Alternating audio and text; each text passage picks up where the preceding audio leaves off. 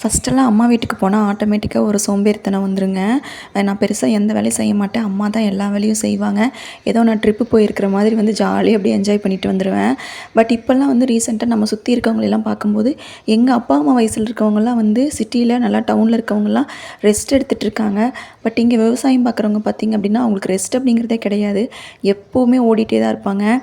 தோட்டத்துலேயும் வேலை செஞ்சுட்டு, வீட்லேயும் வேலை செஞ்சுட்டு, அவங்க வந்து 24/7 வந்து பிஸியாகவே தான் இருப்பாங்க. அதனால இப்போல்லாம் அம்மா வீட்டுக்கு போனால் முடிஞ்ச அளவுக்கு என்னால் சின்ன சின்ன ஹெல்ப் என்னெல்லாம் பண்ண முடியுமோ அதெல்லாம் வந்து பண்ணி கொடுத்துட்றதுங்க.